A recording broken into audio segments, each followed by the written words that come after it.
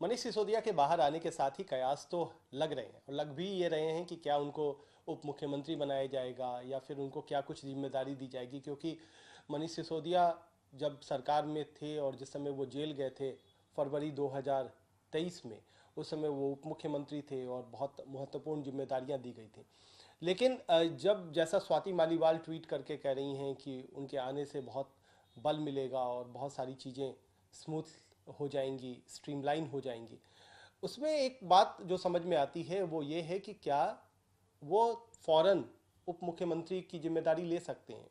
उसमें एक जो पेंच जो सबसे बड़ा दिखाई पड़ता है वो पेंच ये दिखाई पड़ रहा है कि कभी भी जो मंत्रालय है उसके गठन की जिम्मेदारी मुख्यमंत्री की होती है और मुख्यमंत्री ही किसी के नाम की सिफारिश करता है तभी उसको मंत्री पद की शपथ दिलाई जाती है। दिल्ली में थोड़ा मामले में अंतर है। दिल्ली में जो फाइल है वो सिर्फ उपराज्यपाल तक नहीं जाती है बल्कि वो राष्ट्रपति तक जाती है। कोई भी मंत्री शपथ लेगा उसकी अनुशंसा जब तक राष्ट्रपति नहीं करेंगे तब तक वो शपथ नहीं ले सकता है। तो पहले मुख्यमंत्री फाइल की शुरुआत करता है, फिर वो उपराज्यपाल के पास जाता है, उपराज्यपाल फिर उसे राष्ट्रपति के पास भेजता है, राष्ट्रपति से फिर लौट करके उपराज्यपाल और तब जाकर के शपथ ग्रहण होता है। तो एक तो ऐसे ही वक्त लगता है कि मंत्रियों के नाम तय होने के बाद भी शपथ ग्रहण में काफ़ी वक्त लगता है, यानी सीधे सीधे शपथ ग्रहण नहीं हो सकता कि आज कोई बाहर आया और कल शपथ ग्रहण हो जाए, ऐसा दिल्ली में नहीं हो सकता। उसके लिए राष्ट्रपति की मंजूरी जरूरी होती है और कम से कम उसमें एक हफ्ते का वक्त लगता है। दूसरी परेशानी जो है वो ये है कि इस समय अरविंद केजरीवाल जेल के अंदर बंद है। जेल के अंदर बंद होने की वजह से वो कोई फाइल साइन नहीं कर रहे हैं, वो कोई दस्तखत नहीं कर रहे हैं, तो अनुशंसा की फाइल वो भेज ही नहीं सकते। तो ऐसे में जब तक अरविंद केजरीवाल बाहर नहीं आएंगे तब तक मनीष सिसोदिया का शपथ ग्रहण नहीं हो सकता है, ये साफ तौर पर दिखाई देता है। या फिर कोई स्पेशल प्रोविजन किया जाए या कोई स्पेशल परमिशन दी जाए कि ये वाली फाइल अंदर जेल के अंदर अरविंद केजरीवाल तक पहुंचेगी, जिसकी भी संभावना कम दिखाई पड़ती है। तो फिलहाल मनीष सिसोदिया का मंत्री बनना बहुत ज़्यादा संभव नहीं दिखाई देता है जब तक अरविंद केजरीवाल बाहर आए, खुद उनके नाम का प्रस्ताव करें और फिर उसके बाद भी समय लगेगा। ऐसे में 5 महीना है सिर्फ दिल्ली विधानसभा चुनावों का।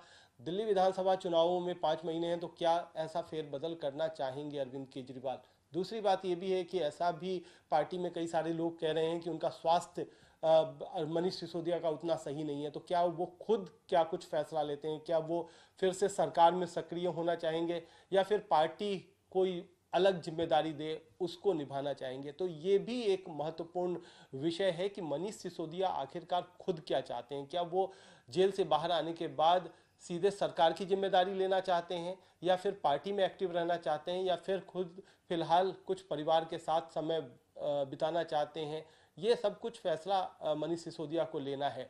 तो जो पार्टी के अंदर भी लोग कह रहे हैं कि मनीष सिसोदिया एक बार बाहर आए, उनसे बातचीत हो जाए, उनसे मशविरा हो जाए कि वो खुद क्या चाहते हैं, उसके बाद आगे की रूपरेखा तय की जाएगी। तो ऐसे समय में अभी जबकि मंत्री बनना मुश्किल लग रहा है, उप मुख्यमंत्री बनना मुश्किल लग रहा है, तो निश्चित तौर पर हरियाणा में चुनाव हैं, दिल्ली में भी चुनाव हैं, तो उसमें कुछ भूमिका तय की जा सकती है मनीष सिसोदिया की और संगठन में ज़्यादा काम करेंगे। और जो मंत्री हैं इस वक्त दिल्ली सरकार में, उनको गाइडेंस भी मिल जाएगा, उनको एक तरीके से संरक्षण मिलेगा। ये भूमिका फिलहाल ज़्यादा दिखाई पड़ रही है।